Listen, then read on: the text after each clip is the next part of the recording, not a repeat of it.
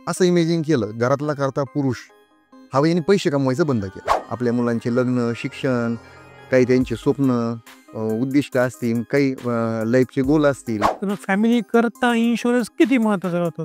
भारतामध्ये आता 4 प्रकारचे स्टेप आहे लोकांमध्ये. त्याला ₹1 टॅक्स नसतो. टॅक्स लागत नाही. टॅक्स नसतो. ती पूर्ण ₹1 कोटी लाईफ इन्शुरन्स जे पूर्ण ₹1 कोटी मिळणार, त्याच्यावर गव्हर्नमेंटचा टॅक्स नसतो. अशा टायमिंगला कोण काम करतं? तर लाईफ इन्शुरन्स काम करतं. इन्शुरन्ससाठी समजा ₹1 कोटी लाईफ कव्हर घेण्यासाठी आपल्याला ₹1 कोटी गुंतवण्याची गरज नाही. टर्म इन्शुरन्स आहे, त्याच्यानंतर सेव्हिंग प्लॅन आहेत, चाइल्ड एज्युकेशन प्लॅन आहेत, चाइल्ड मॅरेज प्लॅन आहेत, रिटायरमेंट प्लॅन आहेत. त्याच्याबद्दल काय ऑनलाईन घ्यावं का ऑफलाईन घ्यावं? नमस्कार मित्रांनो, हॅलो गाईज, कसे आहात? मी प्रसाद महाजन तुमचं स्वागत करतो या स्पेशल कॉर्नर मराठीच्या आपल्या एका नवीन एपिसोडमध्ये. सो आजचा जो आपला टॉपिक आहे तो खूप जास्त इम्पॉर्टंट आहे प्रत्येक व्यक्तीकरता, कारण आजचा जो आपला टॉपिक आहे तो आहे इन्शुरन्स, म्हणजे लाईफ इन्शुरन्स. प्रत्येक व्यक्तीकरता इन्शुरन्स, लाईफ इन्शुरन्स हा खूप जास्त महत्त्वाचा असतो. सो आज या टॉपिकवर आपल्या वर्गात पाहण्यासाठी आहेत लाईफ इन्शुरन्स ॲडवायझर असलेले आपले मित्र Shri Gajanan Guglakar sir. So sir MDRT award winner आहेत टाटा AI या लाईफ इन्शुरन्समधून.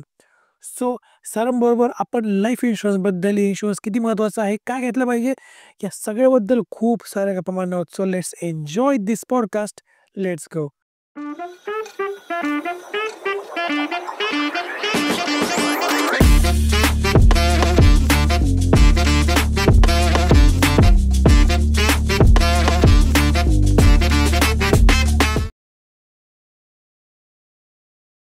सो हॅलो गजू काका, तुझं स्वागत आहे स्पेशल कॉर्नर मराठीवर. थँक्यू. तर तुला MDRT हा पुरस्कार मिळाला, इन्शुरन्स क्षेत्रातला एक मानाचा पुरस्कार, बरोबर? बरं आहे. तर मग सगळ्यात पहिले तर तुझं अभिनंदन. आणि मला सांग, या MDRT पुरस्कार नक्की आहे काय, तिथे निकष काय असतात, कसं दिलं जातं? आता हा MDRT म्हणजे आता हा शब्द जे इन्शुरन्समध्ये जे काम करतात त्यांच्यासाठी हा शब्द नवीन नाही आहे. MDRT हा सगळ्यांना माहिती आहे. इन्शुरन्स क्षेत्रामध्ये जे काम करतात त्यांना मी सगळ्यांना माहिती आहे. आता जे इन्शुरन्स क्षेत्रामध्ये जे काम करत नाही, आमच्यासारखे. हां, असं आहे. मग त्यांना हा MDRT म्हणजे काय हे माहीत नाही. बरोबर. आता MDRT म्हणजे त्याचा लाँग फॉर्म आहे $1,000,000 राउंड द टेबल. ही एक अमेरिकन संस्था आहे. हां. ती अमेरिकन संस्था काय करते, तिचं नाव the premier association of financial professionals. ही जी अमेरिकन संस्था आहे, त्या अमेरिकन संस्थेकडं जवळजवळ 85 देशातले लाईफ इन्शुरन्स कंपन्यांमध्ये नामांकित काम करणारे लाईफ इन्शुरन्स कंपन्या, त्यांचं सदस्यत्व आहे. म्हणजे सदस्य आहेत त्या कंपन्या त्या संस्थेच्या. मग ती कंपनीचा उद्देश काय? तर ती कंपनीचा उद्देश असा आहे का जगामध्ये पूर्ण लोकांपर्यंत लाईफ इन्शुरन्स कव्हर गेला पाहिजे. त्यासाठी ती संस्था काम करते. आता त्याच्यामध्ये टाटा या लाईफ इन्शुरन्स पण कंपनी आहे. हो. आता मी त्या इन्शुरन्स त्या कंपनीतून टाटा या लाईफ इन्शुरन्समधून मी MDRT झालो. बरं. असं प्रत्येक ज्या कंपन्या आहेत ना त्यांच्यामधून पण MDRT होता येतं, असं काही नाही. पण मी आता याच्यातून या टाटामधून झालो. टाटा. आता त्याचा निकष असा आहे का ॲडवायझर हा प्रशिक्षित ॲडवायझर हवा. लोकांना व्यवस्थित समजून सांगून त्यांच्या गरजा काय आहेत ह्या ओळखून त्यांना तो इन्शुरन्स कव्हर द्यावा. द्यावं. त्याच्यानंतर त्यांना सर्व्हिस प्रोव्हाइड करावं, व्यवस्थित सर्व्हिस दिली गेली पाहिजे. कारण बरेच जण पूर्ण माहिती देत नाहीत ॲडवायझर्स, किंवा बरं आता हा प्रश्न की ॲडवायझरनी कसं असायला पाहिजे, की किंवा तुझ्यामध्ये कसं ॲडवायझरनी? हां. ॲडवायझर हा प्रशिक्षित असला पाहिजे. त्याला इन्शुरन्स क्षेत्रातलं ज्ञान हवं. सगळं माहिती पाहिजे. सगळ्या गोष्टी त्याला माहिती पाहिजेत. लोकांपर्यंत पोहोचल्यानंतर त्या व्यक्तीने, ॲडवायझरने लोकांच्या गरजा काय आहेत, पण यांना कशाची गरज आहे हे ओळखून त्यांना इन्शुरन्स दिला पाहिजे. नाहीतर एकच प्लॅन देऊन सगळ्यांना जमत नाही. त्याच्यामुळे ॲडवायझरनी प्रशिक्षित आहोत. बरं. तर मग MDRT झाल्यानंतर म्हणजे करिअरमध्ये काय काय बदल होतात, किंवा तुझ्यामध्ये काय झाले करिअरमध्ये? आता MDRT झाल्यानंतर माझ्यात खूप तसे बदल झाले, चांगले बदल झालेत. आता हेच चांगले बदल मी लोकांमध्ये घडवण्याचा प्रयत्न करणार आहे. का ज्यांना इन्शुरन्सचं, लाईफ इन्शुरन्सबद्दल अवेअरनेस नाही, माहिती नाही आहे, त्या लोकांपर्यंत मी पोहोचणार आहे. त्या प्रत्येक लोकांमध्ये सगळ्यांना इन्शुरन्स देऊन सगळ्यांमध्ये बदल घडवण्याचं मी काम करणार आहे. ओके. तर मग एक फॅमिलीचा विचार केला, फॅमिलीचा. तर मग फॅमिली करता इन्शुरन्स किती महत्त्वाचा राहतो? हे सांगा. Life insurance. Life insurance. आता प्रत्येक कुटुंबासाठी लाईफ इन्शुरन्स हा तसा सगळ्यात जास्त महत्त्वाचा घटक आहे, लाईफ इन्शुरन्स. आता एक उदाहरण म्हणजे आता भारतामध्ये आता 4 प्रकारचे स्टेप आहे लोकांमध्ये. समजा समृद्ध, त्याच्यानंतर समाधानी. समृद्ध म्हणजे कशाचीच कमी नाही. कमी नाही. सगळं नाही का भरपूर आहे. भरपूर आहे. त्याच्यानंतर सगळीकडे. काही लोकं समाधानीमध्ये राहतात. समाधानी आहेत. हो. आपण समाधानी. समाधानी. त्याच्यानंतर काही लोकं गरजेपुरतं असतं काही लोकांकडं. काही तटपुंज असतात, म्हणजे हातावरचे लोकं असतात. हातावरचे. तर अशा 4 प्रकारचे क्रायटेरिया आपल्या भारतामध्ये आहेत. तर प्रत्येकाचं स्वप्न असतं का आपण समाधानीवाल्याचं स्वप्न असतं का आपण समृद्ध. समृद्ध व्हावा. गरजेपुरतेचं वाटतं त्याला असं वाटतं का आपण कमीत कमी समाधानी तरी व्हावा. असं प्रत्येकाला असं वाटतं. जो घरातला कर्ता पुरुष असतो, त्याचं उद्दिष्ट असतं. प्रत्येकजण काम करत असतो. कर्ता पुरुष नोकरी करतो, व्यवसाय करतो, त्याच्यातून पैसे कमवतो. त्याची धडपड अशी असते की आपण समाधानापासून समृद्धीकडे गेलं पाहिजे. आपली फॅमिली सिक्युअर झाली पाहिजे. चांगल्या प्रकारे आपल्या मुलांचे लग्न, शिक्षण, काही त्यांचे स्वप्न, उद्दिष्ट असतील, काही लाईफचे गोल असतील, काही पूर्ण करायचे असतील. अ, काही काहींना समजा परदेशात दौरे करायचे असतील, असे अनेक प्रकारचे स्वप्न असतात. तर ते स्वप्न पूर्ण करण्यासाठी घरातला कर्ता पुरुष हा धडपडत असतो, काम करत असतो, पैसे कमवत असतो. बरोबर.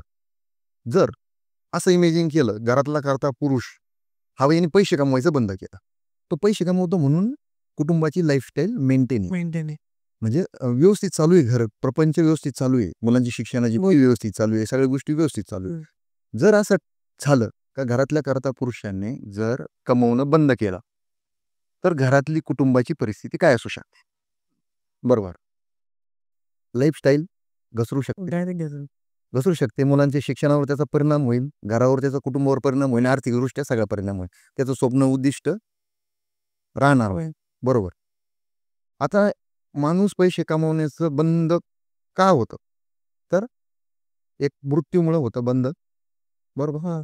एक मृत्यूमुळं होतं. एक दुसरं आजारपणामुळं. आजारपण आलाय का? आजारपण आलं. आजारपणामध्ये जर समजा भरपूर पैसे लागले, स्वतःचे सेव्हिंग पूर्णपणे आजारपणात गेली, तर कुटुंबाकडे काही शिल्लक राहत नाही. नाही. त्या माणसाने जेवढे पैसे कमवले ते सगळे त्या आजारपणातच जातात. त्याच्यामुळे सुद्धा फॅमिली डिस्टर्ब होऊ शकते. त्याच्यानंतर total and permanent disability. Total and permanent डिसेबिलिटीमध्ये सुद्धा माणूस पैसे कमवण्याचं बंद होऊ शकतं. टोटल अँड परमनंट डिसेबिलिटी म्हणजे संपूर्ण अपंगत्व. म्हणजे 100% म्हणजे थोडक्यात 2 हात जाणे, 2 पाय जाणे. अशा कंडिशनमध्ये माणूस पैसे कमवू शकत नाही. 2 पाय जर गेले ॲक्सिडेंटमध्ये, तर तो जाऊ शकत नाही कामावर किंवा त्याच्या बिझनेस असेल तिथं जाऊ शकत नाही. 2 हात गेले समजा, तर तो काम करू शकत. अशा वेळेस तो माणूस घरीच असतो, काही कमवत नाही. अशा वेळेस सुद्धा त्यांची फायनान्शियल कंडिशन घसरू शकते. अशा वेळेस आता अशा टायमिंगला कोण काम करतं? तर लाईफ इन्शुरन्स काम करतं. सगळ्यात महत्त्वाचं. लाईफ इन्शुरन्स जर त्या व्यक्तीचा असेल, तर ती व्यक्ती मृत्यू झाला, तर जो लाईफ कव्हर आहे त्या व्यक्तीचा, फॉर एक्झाम्पल ₹1,00,00,000 लाईफ कव्हर आहे. तर तो ₹1,00,00,000 त्यांच्या नॉमिनीला कुटुंबासाठी तो मिळून जातो. नॉन टॅक्सेबल मिळतो. इन्शुरन्स क्षेत्रामध्ये मिळणारी रक्कम पूर्ण नॉन टॅक्सेबल असते. त्याला ₹1 टॅक्स नसतो. टॅक्स लागत नाही. टॅक्स नसतो. ती पूर्ण ₹1,00,00,000 लाईफ इन्शुरन्स जे पूर्ण ₹1,00,00,000 मिळणार. त्याच्यावर गव्हर्नमेंटचा टॅक्स नसतो. टॅक्स फ्री असते ते. त्याच्यानंतर समजा टोटल अँड परमनंट डिसेबिलिटी जर आली, तरी सुद्धा इन्शुरन्स कंपनी पैसे देते. त्याच्यानंतर क्रिटिकल इलनेस आला, आजारपण आलं, insurance company, life insurance company पैसे देते तुमच्यासाठी. म्हणजे काय होतं, त्याचा भार कुटुंबावर येत नाही. मृत्यूनंतर तुमच्या कुटुंबाला पैसे मिळतात. तुमचे जे कर्त्या पुरुषांनी जे स्वप्न बघितलेले असतात, मुलीचं लग्न, मुलांचं शिक्षण, ह्या ज्या गोष्टी आहेत, ह्या गोष्टी त्या इन्शुरन्सच्या पैशामधून तो माणूस नसताना सुद्धा त्या कंप्लीट होतात. म्हणून आणि लाईफ इन्शुरन्स घ्यायला जास्त पैसे लागत नाही.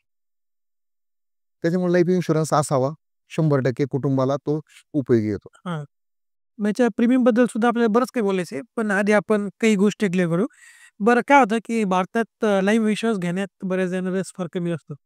लोक म्हणतात की जे पैसे व्हायला घालतो आपण लाईफ इन्शुरन्स असं लोकांना वाटतं. बरं. तर याबद्दल काय समज आहे? लाईफ इन्शुरन्स घेण्यामध्ये लोकांचा रस कमी आहे असा प्रश्न आहे. इन्शुरन्स कोणता पण इन्शुरन्स हां, कोणता पण इन्शुरन्स. काय होतं माहिती आहे का?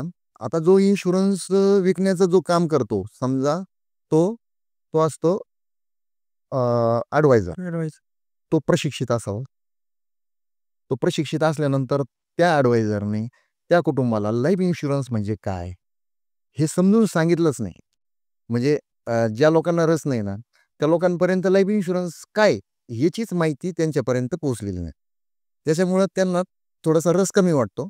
ज्यावेळेस एखादा प्रशिक्षित चांगला ॲडवायझर त्यांच्यापर्यंत पोहोचेल लाईफ इन्शुरन्सबद्दल किंवा कुठल्याही इन्शुरन्सबद्दल त्यांना माहिती देईल, त्यावेळेस त्यांना वाटेल का लाईफ इन्शुरन्स खरोखर गरज आहे. असं. बरं. इन्शुरन्स म्हणजे खर्च हा समज खूप आहे आपल्यामध्ये. आपल्या म्हणजे भारतामध्ये जनरली. तसं बाहेर देशात जास्त तसं नाहीये. भारतात जास्त आहे नाही का, की इन्शुरन्स म्हणजे पैसे खर्च होऊ राहिले, गरज नाहीये, काय गरज आहे याची, बरोबर. बरोबर. तर मग हे कसं बदलतंय? आता इन्शुरन्स म्हणजे खर्च आहे बुवा असं. हां, असं वाटतं. असं वाटतं लोकांना. तर ॲक्चुअली तो खर्च नाही आहे. इन्शुरन्स हा फार कमी रकमेमध्ये मिळतो आपल्याला. इन्शुरन्ससाठी समजा ₹1,00,00,000 चा लाईफ कव्हर घेण्यासाठी आपल्याला ₹1,00,00,000 गुंतवण्याची गरज नाही. नाही. आपल्याला थोड्या पैशामध्ये ₹1,00,00,000 चा लाईफ इन्शुरन्स मिळून जातो. 1,00,00,000, 50,00,000 जितका घ्यायचा आपण हे उदाहरण आपण 1,00,00,000 बघतोय. आता एक्झाम्पल देतो एक तुम्हाला मी. एखाद्याने ₹10,00,000 ची गाडी घेतली. तिचा जरी इन्शुरन्स नाही. बरोबर. आता ती गाडी जर चोरी गेली, तर त्या माणसाचं नुकसान किती झालं? ₹10,00,000 नुकसान झालं. किंवा ॲक्सिडेंट झाला. त्या गाडीला खर्च आला ₹5,00,000. ₹5,00,000 जर खर्च आला त्या गाडीला, तर तो खिशातून घालावा लागेल. म्हणजे तो खर्च कोणाचा झाला? त्या व्यक्तीचा झाला, त्याच्या गाडीसाठी. इन्शुरन्स नाही मग. बरोबर. आता त्या ₹10,00,000 च्या गाडीचा जर इन्शुरन्स जर त्यांनी केला, तर त्याला जास्त पैसे लागणार नाही. अंदाजे म्हणतो हां, ₹20,000-30,000 त्याला लागतील. 20-30 टोटल कमी पण लागतील. काही म्हणा. हां, असं एक अंदाजे सांगितलं मी. तर तो जरी इन्शुरन्स केला, जर त्या व्यक्तीची गाडी चोरीला गेली ₹10,00,000 ची, तर त्याला ती नवीन गाडी भेटते ना. त्या 20,000 30,000 बरोबर. काय जो प्रीमियम भरला जो असेल काय त्याच्यामध्ये म्हणजे तो खर्च नाही ना. तर त्याचा फायदा झाला ना आता ₹20,000 तर त्याला नवीन गाडी मिळाली. जर इन्शुरन्स नसेल तर त्याचं पूर्ण ₹10,00,000 नुकसान. झालं आणि जर गाडीचा ॲक्सिडेंट झाला तर ₹5,00,000 त्याला जे घरातून घालायचे होते ते इन्शुरन्स कंपनी देणार. कंपनीत. म्हणजे त्याचा फायदा झाला. तो फालतू खर्च नाही. तसंच लाईफ इन्शुरन्समध्ये पण आहे. कमी खर्चामध्ये लाईफ इन्शुरन्स मोठा मिळतो. जर आपल्याला काही झालं, तर आपल्या घरच्यांना, आपल्या नॉमिनीला, कुटुंबासाठी इन्शुरन्स कंपनी तुम्हाला रक्कम उपलब्ध करून देते. बरं. तर मग लाईफ इन्शुरन्स म्हणा, तर त्याचे मुख्य प्रकार काय-काय आहे? कारण आता आपण स्पेशली बोलतोय लाईफ इन्शुरन्सबद्दल. तसं कार इन्शुरन्स सुद्धा असतात वगैरे बरोबर. तर मग स्पेशली आपण बोलतोय आता लाईफ इन्शुरन्सबद्दल. तर मग त्याचे मेन प्रकार कोणते? आणि मग कोणत्या व्यक्तीने कोणता घ्यायला पाहिजे? थोडंफार सांगा. आता लाईफ इन्शुरन्समध्ये प्रकार तसे भरपूर आहेत. टर्म इन्शुरन्स आहे. त्याच्यानंतर सेव्हिंग प्लॅन आहेत. चाइल्ड एज्युकेशन प्लॅन आहेत. चाइल्ड मॅरेज प्लॅन आहेत. रिटायरमेंट प्लॅन आहेत. त्याच्यानंतर तुमचा ग्रुप इन्शुरन्स आहे, हेल्थ इन्शुरन्स आहे. हे बरेच प्रकार त्याच्यामध्ये आहे. तर आता तुमचा त्याच्यात दुसरा प्रश्न कुठल्याही व्यक्तीने कुठला इन्शुरन्स घेतला पाहिजे. आता एखाद्या व्यक्तीकडं आता डॉक्टर कसं तपासणी करतो, का त्या व्यक्तीला काय झालंय? मग त्याच्यानुसार त्याला औषध दिलं जातं. बरोबर. तसंच चांगल्या ॲडवायझरनी त्या लोकांपर्यंत पोहोचून त्यांच्याशी चर्चा करून त्यांचं फॅमिली बॅकग्राऊंड सगळं व्यवस्थित समजून, त्यांना मुलं किती, किती वर्षाचे आहेत, त्यांची गरज काय आहे, त्यांची नीड काय आहे, त्यांना कशासाठी इन्शुरन्स घ्यायचा आहे, ह्या गोष्टी जाणून घेतल्या पाहिजेत. म्हणजे तुम्हाला जर समजा तुमचा प्रेफरन्स समजा मुलीच्या लग्नासाठी, बरोबर. आणि मग मी तुम्हाला रिटायरमेंट प्लॅन देऊन उपयोग नाही ना. उपयोग नाही. तुम्ही तुमच्या शब्दातून मला जाणवतंय का तुम्हाला मुलीच्या शिक्षणासाठी, मुलीच्या लग्नासाठी, मुलांच्या शिक्षणासाठी तुम्हाला प्लॅन घ्यायचा आहे. तर मी तुम्हाला तो दिला पाहिजे. तुमची गरज ती. बरोबर. तुम्हाला जर रिटायरमेंटबद्दल हे करायचं असेल तर तुम्ही. आता एखादा म्हणतो मला फक्त माझ्या नंतर माझ्या पश्चात माझं कुटुंब सिक्युअर राहिलं पाहिजे. जी लाईफस्टाईल त्यांची आज आहे मी असल्यानंतर, ती माझ्या पश्चात पण ती तशीच राहिली पाहिजे. अशा वेळेस आम्ही मग त्यांना टर्म प्लॅन्स टर्मलेस. आता जशी नीड असेल त्या पद्धतीने आपण त्यांना प्रायव्हेट जॉब करणे असतील तर त्यांच्या रिटायरमेंट प्लॅन बेस्ट राहील असं काहीतरी. हां. हां. बरं. तर मग टर्म लाईफ इन्शुरन्स आणि एंडोमेंट पॉलिसी किंवा काय म्हणता येईल तू सांग आता. याच्यामध्ये सेव्हिंग काय फरक आहे? सेव्हिंग प्लॅन याच्यामध्ये काय फरक आहे? काय सांगता येईल? तो एक्सप्लेन करा मला दोन्हीमध्ये फरक. हां. आता टर्म प्लॅन म्हणजे कमी पैशामध्ये जास्त विमा मिळतो. आपल्याला लाईफ इन्शुरन्स, लाईफ कव्हर मिळतो. कमी असतो. प्रीमियम कमी असतो आणि लाईफ इन्शुरन्स जास्त असतो. सेव्हिंग प्लॅनमध्ये वेगळे प्रकार येतात. सेव्हिंग प्लॅनमध्ये आता टर्म प्लॅनमध्ये काय होतं, आपल्या पश्चात आपल्या कुटुंबासाठी मिळणारी रक्कम म्हणजे टर्म इन्शुरन्स. सेव्हिंग प्लॅनमध्ये काय होतं, सेव्हिंग प्लॅन म्हणजे चाइल्ड एज्युकेशन प्लॅन, त्याच्यानंतर child marriage plan, retirement plan, म्हणजे इतके भरले की इतके भेटतील, असं हे प्लॅन त्याच्यामध्ये असतात. आणि लाईफ इन्शुरन्समध्ये टर्म इन्शुरन्समध्ये आपल्या पश्चात आपल्या कुटुंबासाठी मोठी रक्कम हां, हां. मिळते. याच्यामध्ये मग हेल्थ इन्शुरन्स वेगळा येतो. आता याच्यामध्ये इन्शुरन्सचे जवळजवळ 3 प्रकार असतात. हेल्थ इन्शुरन्स, लाईफ इन्शुरन्स आणि जनरल इन्शुरन्स. हेल्थ इन्शुरन्स म्हणजे आपल्या आजारपणामध्ये आपलं दवाखान्याचं बिल भरण्यासाठी कामी येतो तो आपल्याला हेल्थ हेल्थ इन्शुरन्स. इन्शुरन्स मृत्यूनंतर हेल्थ इन्शुरन्स कामी येत नाही. नाही येत. असं. आणि जनरल इन्शुरन्समध्ये काय येतं, गाड्यांचं, घरांचा, ऑफिसचा वगैरे असे इन्शुरन्स येतात मग त्याच्यामध्ये. बरं. आणि आजकाल आता ते ऑनलाईन आणि ऑफलाईन नाही का लाईफ इन्शुरन्स जास्त झालेले काही ॲप्स वगैरे देतात. बरोबर. तर मग त्याच्याबद्दल काय सांगता? ऑनलाईन घ्यावं का ऑफलाईन घ्यावं? ऑनलाईन आणि ऑफलाईन दोन्ही इन्शुरन्स घेतलेले चांगलेच. इकडून बेस्ट ऑप्शन बेस्ट किंवा हां, म्हणजे असं काही नाही का ऑनलाईन घेतला आणि ऑफलाईन घेतला त्याचा काही फरक आहे, असं काही नाही फरक नाही पण नाही. दोन्ही पण चांगलेच आहेत. फक्त काय होतं, आता समजा ॲडवायझरकडून जर घेतला, तर ॲडवायझर काय करतो, तुमच्याकडे येऊन तुम्हाला व्यवस्थित समजून सांगून, तुमचं व्यवस्थित तपासणी करून, थोडक्यात डॉक्टर जशी तपासणी करतात तशा पद्धतीने तुम्हाला जो गरजेचा आहे तो इन्शुरन्स तुम्हाला गायडन्स नीट करतो. गाईडन्स व्यवस्थित करून तुमच्या गरजा ओळखून तुम्हाला तो इन्शुरन्स दिला जातो. मग आता एक प्रश्न असा आहे नाही का, की समजा एक व्यक्ती जर का आजारी आहे, तर तोही हेल्थ लाईफ इन्शुरन्समध्ये बरोबर हेल्थ इन्शुरन्समध्ये. बरोबर. तर मग जर तो आजारपणाच्या मध्ये जर का तो गेला समजा, तर मग तो कशात पकडला जातो? टर्म लाईफमध्ये का हेल्थ इन्शुरन्समध्ये? नाही, त्याचा इन्शुरन्स कुठला आहे? म्हणजे हेल्थ हे का लाईफ? नाही. हेल्थमध्ये जर तो समजा आजारपणात आहे ना, जोपर्यंत दवाखान्यामध्ये जो ॲडमिट आहे, तो पण हेल्थ इन्शुरन्स त्याचा जेवढा कव्हर आहे, हां, हां. तेवढं. त्याचा जेवढा कव्हर आहे, तिथपर्यंत कंपनी खर्च करते हेल्थ इन्शुरन्स. हां, जर दोन्ही असेल तर मग आणि दोन्ही जर असेल, तर त्याचा लाईफ इन्शुरन्स पण आहे, हेल्थ इन्शुरन्स पण आहे. हेल्थ इन्शुरन्स त्याच्या आजारपणामध्ये त्याचं काम येईल, त्याच्या मृत्यूनंतर हां, मिळून जाईल. ओके, ठीक. असं आहे. तर मग लोकांचा इन्शुरन्सबद्दल सगळ्यात मोठा गैरसमज काय आहे? आता लोकांचा गैरसमज असा आहे लाईफ इन्शुरन्सबद्दल, का लोकांना असं वाटतं लाईफ इन्शुरन्स म्हणजे काय? आता त्यांना अजून व्यवस्थित माहिती ॲडवायझरने दिलेली नाही. तर मी असं सांगेल का जो गैरसमज आहे, त्यांचा म्हणजे काय असतो लाईफ इन्शुरन्सचा. आता बऱ्याच वेळा मी बघतो, आता मी पण कॉलवर जर गेलो, तर बरेच जण म्हणतात का लाईफ इन्शुरन्स फक्त मृत्यू झाल्यानंतरच मिळतो, आपल्याला मिळत नाही जिवंत बघ. हा सगळ्यात मोठा त्यांचा गैरसमज आहे. का आपल्या पश्चात आपल्या कुटुंबापेक्षा मला काय मिळेल? असा बऱ्याचशा जणांचा कलास होतो.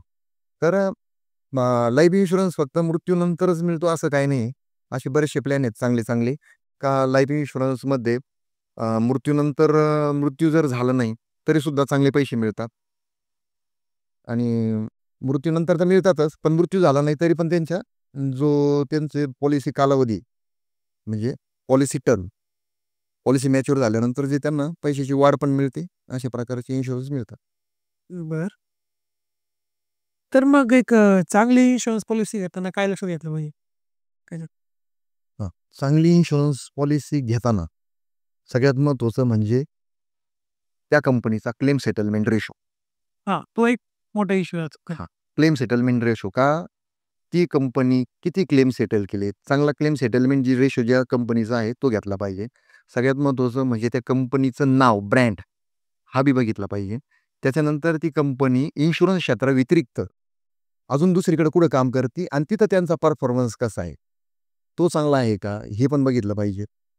त्याच्यानंतर इन्शुरन्स क्षेत्रामध्ये त्या कंपनीचं क्लेम सेटलमेंट रेशो तो बघितला आपण. इन्शुरन्स क्षेत्रामध्ये त्या कंपनीचं रेप्युटेशन हे पण बघितलं पाहिजे. अशा गोष्टी. हां, म्हणजे ती कंपनी जर चांगली इन्व्हेस्टमेंट करत असेल, तर तुम्हाला ते क्लेम सेटलमेंट आणि जास्त त्या भेटणार. कंपनीचं आर्थिक परिस्थिती, हां, तेच. सगळ्यात महत्त्वाची आर्थिक परिस्थिती कशी आहे त्या कंपनीची, हे पण एकदम महत्त्वाचा विषय आहे. त्यांची आर्थिक परिस्थिती चांगली नसेल तर मग तुमचं क्लेम नीट होणार पण नाहीये. हां, तसं इन्शुरन्स क्षेत्रामध्ये पैसे सेफच असतात. सेफ असतं शक्य. ओके. तर मग एक इन्शुरन्स पॉलिसी घेताना आहे ना, एजंटची भूमिका किती महत्त्वाची असते? किंवा काही जण गाईडन्स चुकीचा करतात हे असं ऐकलेलं पण आहे. आणि आता आपले तर घरचे संबंध आहेत किंवा आमचे काकासुद्धा करतात. तर मग हं. आम्हाला तर प्रॉपर ज्ञान मिळतं सगळं. बरोबर. काही नाही का चुकीचं गाईडन्स सुद्धा केला जातो किंवा थोडं कमी सांगितलं जातं. पूर्ण गोष्टी सांगितल्या जात नाही. हां. मग याबद्दल काय? इन्शुरन्स क्षेत्रामध्ये एजंटची भूमिका, ॲडवायझर ॲडवायझर म्हणे ॲडवायझरची भूमिका सर्वात महत्त्वाची आहे. कारण एक चांगला ॲडवायझर असेल, चांगला प्रशिक्षित असेल, त्याला त्याच्याबद्दल खरोखर चांगलं नॉलेज असेल, ती व्यक्ती कस्टमरला लोकांपर्यंत पोहोचल्यानंतर, त्यांच्यापर्यंत गेल्यानंतर, त्यांच्या कुटुंबातील ज्या गरजा आहेत, त्यांना कुठली दिलेली योग्य राहील, कुठला प्लॅन दिलेला योग्य राहील. त्यांना एज्युकेशन प्लॅन लागतोय का मॅरेज प्लॅन लागतोय का टर्म इन्शुरन्स लागतोय का नेमकी काय लागतंय हे त्यांचं ओळखलं तर त्या पद्धतीने त्यांना दिलं तर ॲडवायझरचा सल्ला चांगला असतो. आणि काही लोक काय करतात का एकच पॉलिसी समजा एकच प्लॅन आहे तो सगळ्यांना सरसकट देतात. एखाद्याची गरज जर समजा रिटायरमेंटची असली तर त्याला तोच देतात. त्याच्यानंतर एखाद्याला एज्युकेशन लागत असेल तर दुसरा सेव्हिंग द्या. म्हणजे असं त्याच्यामुळे थोडासा प्रॉब्लेम येतो. ओके. तर आता जे तुझ्याकडे जर समजा कोणी आलं तर खाली नंबर दिलेला असेलच. तर मग तुझ्याकडे सगळे प्लॅन्स आहे का? म्हणजे अगदी कार इन्शुरन्स सुद्धा का फक्त लाईफ इन्शुरन्स तुझ्याकडे? लाईफ इन्शुरन्स पण आहे माझ्याकडं, कार इन्शुरन्स पण आहे आणि हेल्थ इन्शुरन्स हेल्थ इन्शुरन्स पण आहे. तिन्ही पण आहे. ओके. खाली कॉन्टॅक्ट घेऊन जाईल सगळं गाईडन्स करतो आता ज्याचं कॉलिंग त्यांना. हां, चालतंय. ओके. तर मग आता प्रीमियमबद्दल सांग मला. तर प्रीमियम कसा कॅल्क्युलेट केला जातो आणि कसा काय चालतं प्रीमियमबद्दल? आता प्रीमियम हा आहे ना, हा वयाच्या हिशोबाने कॅल्क्युलेट केला जातो आणि पॉलिसी पेमेंट टर्म किती वर्षाची घेतो आपण?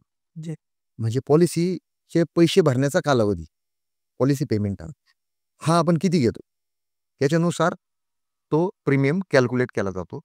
पॉलिसी जर समजा रेग्युलर पेमेंट टर्म असेल तर हप्ता जो पॉलिसीचा प्रीमियम जो असतो तो कमी येतो. कमी असतं. आणि जर शॉर्ट टर्म घेतला तर थोडंसं प्रीमियम थोडं जादा येतो पण कमी कमी एकूण एक कव्हर होतं. कमी पैसे भरावे लागतात. आणि जर कमी कालावधीमध्ये म्हणजे प्रीमियम पेमेंट टर्म जर आपण आहे ना शॉर्ट घेतली तर त्याच्यामध्ये आपली बचत पण होते पैशाची. एक्झाम्पल काढून दोन्हीचं लाँग टर्म, शॉर्ट टर्म. म्हणजे समजा आता 1 कोटी पकडला तर मग आता 1 कोटी समजा लाईफ इन्शुरन्स आता एक्झाम्पल आहे बरं का एक्झाम्पल फक्त. हां. आता एक्झॅक्ट प्रीमियम नाही आहे तो एक्झाम्पल म्हणून सांगतो. 1 कोटी रुपयाचा लाईफ इन्शुरन्स वरती खाली होऊ शकतं. हां. तर फॉर एक्झाम्पल आपण एखाद्याचं वय 30 वर्ष आहे. हां. पेमेंट टर्म त्याची 40 वर्ष तो पैसे भरणार आहे. 20 वर्ष ₹20,000 ॲन्युअली त्याला प्रीमियम आला. 40 वर्ष भरणार आहे. तो ₹8,00,000 भरणार. 8 लाख पेमेंट. बरोबर. आता त्यांनी जर पेमेंट टर्म जर समजा 12च वर्ष घेतली. 12 वर्ष आणि त्याला प्रीमियम आला ₹40,000 हां. बरोबर. 28 तर 12 वर्षात तो फक्त 4,80,000 80,000 त्याला जे ₹8,00,000 भरायचे होते. ते त्याच्याऐवजी झाले. 12 वर्षात भरल्यामुळे त्याचा निम्मा फायदा झाला. ₹4,80,000 भरले आणि रेग्युलर भरायची गरजच नाही ना. 12 वर्ष भरले पैसे पैसे भरायचे नाही पुढं. तरी त्याचा पॉलिसी टर्म त्याचा 40 वर्षापर्यंत जो आहे तिथपर्यंत त्याला इन्शुरन्सचे फायदे मिळत राहणार. मिळत राहतं. 13व्या वर्षी पैसे नाही हां. भरले तरी. आलं लक्षात. बरं मग आता हा प्रश्न सगळ्यांचा असतो, की सरकार कंपन्या आपल्याला एवढे पैसे येतात, तर मग त्या कशा कमवतात? ते इन्व्हेस्टमेंट करतात का काय करतात? हां, ते म्हणजे ही माहिती पाहिजे कारण कसं होतं लोकांना वाटतं मग हे आपले बुडवते. त्यावेळेस त्यांना मग माहीत पाहिजे, की ह्या कंपन्या कसे कमवतात थोडेफार. कारण त्याचा गैरसमज दूर होईल. हां. तर इन्शुरन्स कंपन्या काय करतात, का त्यांचे जे प्रीमियम जो येतो, तो मार्केटमध्ये फंडामध्ये इन्व्हेस्टमेंट केला जातो. हां. त्याच्यानुसार त्यांना त्याच्यामुळे ते आपल्याला देऊ शकतात. देऊ शकतात. हां, ओके. नाही काही ना गैरसमज असतो नाही का, मग ह्या कंपन्या कशा कमवतात? याच कमवत नाही आपल्याला काय देतील? बरोबर. असे गैरसमज असतात. त्या इन्शुरन्सचा पण इन्शुरन्स त्या कंपनीने केलेला आहे. हां, ते आता वेगळा प्रश्न आहे. हां. ओके. तर मग अनेक लोक पॉलिसी घेतात, पण नंतर मग प्रीमियम नीट भरत नाही, रेग्युलर भरत नाही. तर मग त्याचा परिणाम काय होऊ शकतो? आता समजा पॉलिसी घेतल्यानंतर बरेचसे लोक प्रीमियम नंतर भरत नाही.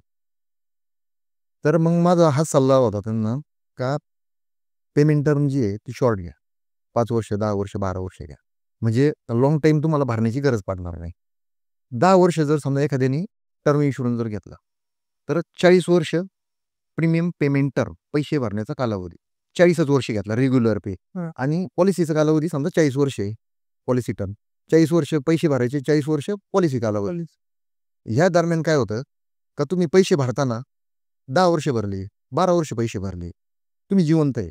मग तुम्हाला काय वाटायला लागतं का आपण जे भरलेले पैसे हे व्हायला गेलं. वाया गेले. बरोबर. बरोबर. मग काय करतो तो माणूस, ती व्यक्ती 13व्या वर्षी मग थोडंसं पैसे भरण्यासाठी कामचूस करतो. पैसे भरत नाही. बरोबर. शेवटी. हां, मग त्याला वाटतं आपण मी मरतच नाही, मग हे पैसे बुडून जातात. मग आपण कशाला हे पैसे वाया घालायचे. मग तो भरत नाही. मग तो काय करतो, मग तिची पॉलिसी लॅप्स होऊन जाते, बंद होऊन जाते. मग लॅप्स झाल्यानंतर, बंद झाल्यानंतर 2 वर्षांनी, 4 वर्षांनी, 5 वर्षांनी त्याचा एखादा मित्र किंवा नातेवाईक एखाद्याचा कुठेतरी ॲक्सिडेंटली आजारापणाने मृत्यू झालेला असतो. मृत्यू होतो. मग त्यावेळेस आहे ना, त्या व्यक्तीने जो मृत्यू झालेला आहे त्याची लाईफ इन्शुरन्स पॉलिसी नसते. त्याला मुलं असतात. त्याच्या प्रपंचासाठी त्याचं त्यांनी कुठलंही पॉलिसी केलेली नसते लाईफ इन्शुरन्स. मग आपल्या डोळ्यासमोर चित्र येतं का याची पॉलिसी नाही. आता आपला जर मृत्यू झाला तर आपलं काय होईल? आपलं पण कुटुंब उघड्यावर येईल किंवा त्यांचं लिव्हिंग ऑफ स्टँडर्ड खाली घसरेल. अशा पद्धतीने मग त्याला विचार यायला लागतो. कारण त्याची पॉलिसी ऑलरेडी बंद झाली. लय फायली Yes. त्यांनी बंद केली. पैसेच नाही भरले. मग त्यावेळेस समजा फॉर एक्झाम्पल त्याचं 30 वय होतं. 15-20 वर्षानंतर तो गेलाय. त्याचा मित्राचं त्यावेळेस झालं त्याचं 85-46 वय. आता 30 वर्षापूर्वी त्याचा प्रीमियम कमी आला होता ना मिळाला. वयाच्या हिशोबाने. तर आता 45 वय झालं. 45 वय झाल्यानंतर आता तो जर परत ॲडवायझरकडे गेला, तो म्हणला, "आता मला माझा परत टर्म इन्शुरन्स करायचा आहे." तर टर्म इन्शुरन्स करायचं मग आता त्याचा प्रीमियम वाढला. आता फॉर एक्झाम्पल आता जर समजा 30 वर्षापूर्वी जर त्याचा प्रीमियम जर समजा प्लेन टर्म इन्शुरन्ससाठी जर ₹20,000 येत असेल, तर आता 45व्या वर्षी त्याचा प्रीमियम वाढला ना, त्याचा आता 40,000 यायला लागला. हे एक्झाम्पल सांगतोय बरं का मी तुम्हाला. हे पैशाचं जे प्रीमियमचं एक्झाम्पल सांगतोय. तर म्हणजे दुप्पट झाला. मग तो काय विचार करतो का आपण त्यावेळेस भरत होतो त्यावेळेस 20,000 होता आणि आता आपण नंतर बंद केला ती आपली फार मोठी चुकी झाली. त्याला चुकीची लक्षात येऊन जाते. मग ते पैसे वाया गेले ही त्याची चूक झाली. मग ही त्याची चूक लक्षात आली. पण नंतर मग आता त्यांनी इन्शुरन्स जो घ्यायचा आहे त्याला, मग तो पण तो नंतर घेऊ शकत नाही. कारण प्रीमियम वाढलेला असतो. असं असतं. आता टर्म इन्शुरन्समध्ये काय होतं, आज जो समजा फॉर एक्झाम्पल 30 वर्षाला जर ₹20,000 इन्शुरन्सचा हा प्रीमियम येतोय, त्याला 40 वर्षापर्यंत त्याचं वय जरी वाढलं, तरी त्याच्या प्रीमियममध्ये वाढ होत नाही. हां. म्हणजे जो आहे तो राहतो. जो आहे तोच रेग्युलरली भरायचा रेग्युलरली घेतल्यानंतर किंवा 12 वर्ष घेतला, 10 वर्ष घेतला, 5 वर्ष घेतला तोच प्रीमियम भरायचा आहे. हेल्थ इन्शुरन्समध्ये उलटं असतं. त्याचं जसं वय वाढेल तसं प्रीमियम. तसं प्रीमियम पण वाढतं. बरं. असं. पण मग हाच प्रश्न पुढचा की वय आणि हेल्थ इन्शुरन्स याच्यामध्ये प्रीमियमवर कसा परिणाम होतो? जसं वय वाढतं तसं तू म्हटलात तसं हां, वाढत तसंच. तर मग मग हे कसं हेल्थ इन्शुरन्सबद्दल आहे ना आता हा. आता हेल्थ इन्शुरन्समध्ये काय होतंय, आता वयाच्या 35 पर्यंत असे त्यांनी टप्पे केलेले आहेत. 36 ते 40, 36 ते 45, 46 ते 50, 51 ते 55, 56 ते 60 अशा पद्धतीने केलं. आता समजा एखाद्याचं व्यक्तीचं वय 31 आहे. त्याने आज हेल्थ इन्शुरन्स घेतला. तो, त्याची वाईफ आणि 2 मुलं. त्यांना जो प्रीमियम येतो त्यांनी तो वयाच्या 35 पर्यंत रेग्युलर तेवढाच भरायचा. कारण ते पुरुषाचं वय 36 झालं. तर त्या प्रीमियममध्ये थोडी वाढ होती. मग 36 ते 45 पर्यंत त्याला तोच प्रीमियम. जर प्रीमियम जर कंपनीकडून वाढले, तर त्याचं थोडंसं प्रीमियम वाढू शकतो. वाढू शकतो? कंपनीने वाढले तर. तसं त्याच्या स्लॅबमध्ये मग प्रीमियममध्ये वाढ नाही होणार. नाही होत. हां. असं. ओके. तर मग आपले काही शेवटचे 2-3 प्रश्न बाकी बघतात. तर मग समजा एखादा व्यक्ती जॉबला आहे समजा, तर त्याला काही पेमेंट आहे तर मग त्याला हेल्थ इन्शुरन्स किंवा इन्शुरन्स घेतल्यानंतर काही बेनिफिट्स मिळतात का? ते कसे मिळतात? टॅक्समधून समजा. टॅक्समध्ये इन्शुरन्स कुठला घेतला तरी त्याला टॅक्समध्ये बेनिफिट मिळतात. आता 10D, 10-10D, 10-10D अंतर्गत इन्शुरन्समध्ये मिळणारी रक्कम ही सगळी नॉन टॅक्सेबल असते. मिळणारी रक्कम बरं का, इन्शुरन्समधून मिळणारी रक्कम. म्हणजे कोणती? मृत्यूनंतर मिळणारी रक्कम किंवा मध्ये जर त्यांनी पैसे काढले, इन्शुरन्समधून काही बऱ्याचशा प्लॅनमध्ये मध्ये पैसे काढण्याची पण सुविधा आहे. ते पण नॉन टॅक्सेबल त्याला मिळते. त्याच्यानंतर पॉलिसी मॅच्युअर झाली. मॅच्युरिटीला पण त्याला जी मिळणारी रक्कम आहे, ती पण नॉन टॅक्सेबल मिळेल. आता ATC अंतर्गत ₹1,50,000 प्रीमियम सर्व कंपन्या मिळून.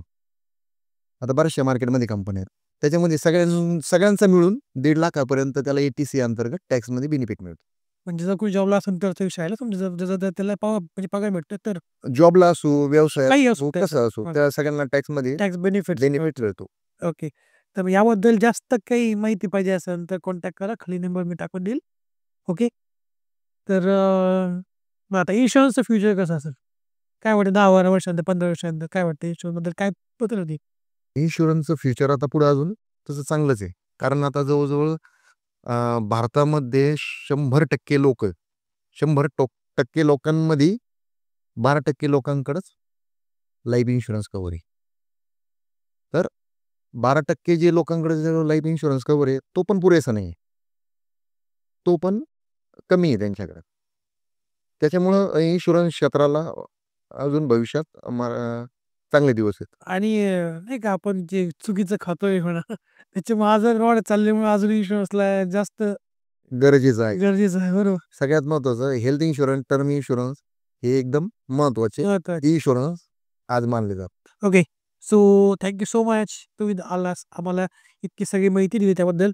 आणि कोणाचे काही प्रश्न असतील तर खाली मी नंबर टाकेल त्याच्या बघा, तर तुम्ही कॉन्टॅक्ट करू शकता. आणि आमच्या थोडीशी आठवण भेट तुझ्याकरता. ओके. So please.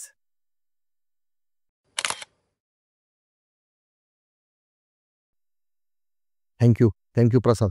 मला MDRT करण्यासाठी मोलाचा वाटा हा आमचे टाटा AI लाईफ इन्शुरन्सचे चीफ बिझनेस असोसिएट माननीय राहुल शिवाजीराव ठाणगे साहेब यांचे पण खूप खूप आभार.